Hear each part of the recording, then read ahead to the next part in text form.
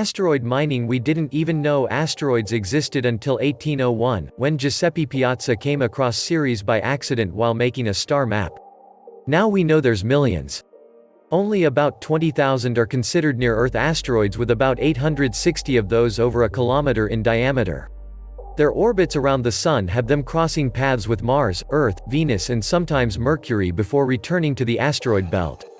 They circle in and out, around and around for millions of years in the same orbit.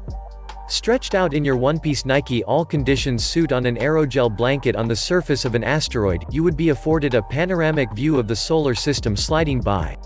Sounds like fantasy, but it could be closer to the truth than you think. Once asteroid mining begins, so might begin the luxury asteroid shuttle age.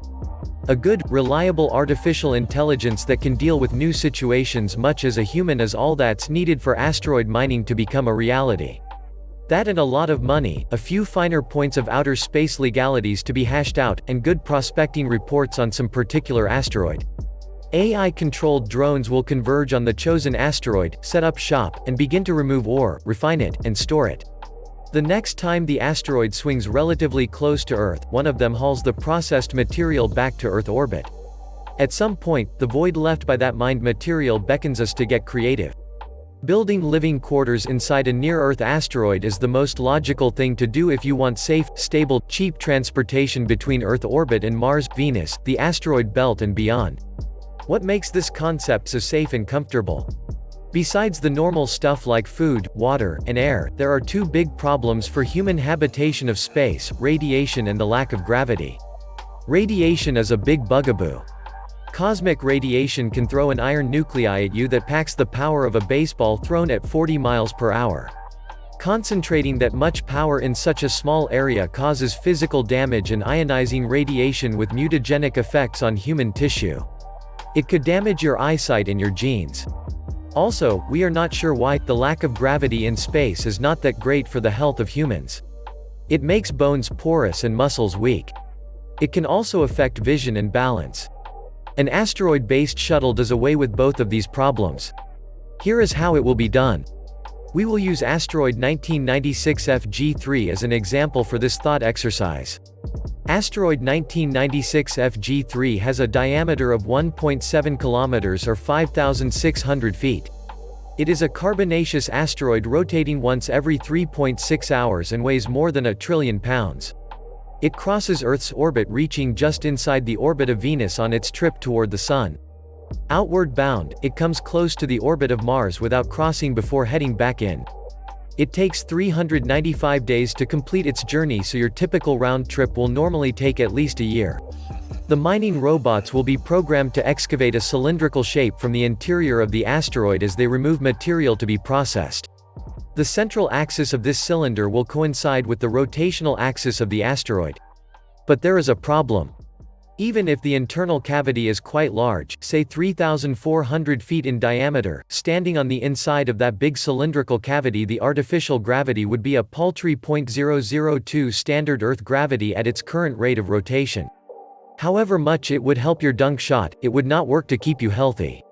If useful artificial gravity were to be created for this cavity, the asteroid would have to be spun up to about 1.25 revolutions per minute, or 20 times faster than what it is now. Even using large rocket engines and lots of fuel, it might take many years to spin this rock up to a healthy gravity. Even if you manage that, the structural stability of the asteroid might not be up to snuff, and it flies apart. What do? We fabricate a cylinder that fits inside the cylindrical space in the asteroid and rotates on a spindle at the center. It is hundreds of times lighter than the asteroid, therefore much easier to spin. To maintain the structural integrity of the asteroid, and because it's easier, let's make the cylindrical space 2,200 feet in diameter and the cylinder 2,000 feet in diameter, giving 100 feet clearance all around. Spinning the cylinder at 1.6 revolutions per minute would provide 87% of normal gravity. A 200-pound person would weigh 174 pounds standing on the outside wall of the cylinder. We cut down the length of the cylinder because if it's too long, engineers would have the same problem supporting it the middle as they would on Earth. Since this is an expeditionary vehicle and not a space colony, we will pare the design down to a minimum. The minimum looks, unsurprisingly, like a large centrifuge, which it is. It has two diametrically opposed, tubular arms 1,000 feet long. These arms serve as elevator housings and support for living quarters along their length. This first illustration shows a minimalist layout for the habitat inside the asteroid. The hub of the habitat contains electromagnetic bearings that provide frictionless rotation of the habitat. The illustration shows 6 levels, but that could vary. Whatever the final configuration, the arms have to be identical and the internal loading must be monitored by AI to prevent unbalanced loads. The gravity ranges from 0.23 grams in the inner pod to 0.87 grams in the outer. There is a lot of water on some asteroids, especially the carbonaceous. Water is removed from the mined material and stored as ice. The water is broken down with electricity into oxygen and hydrogen to run the rocket shown turning the habitat about its axle.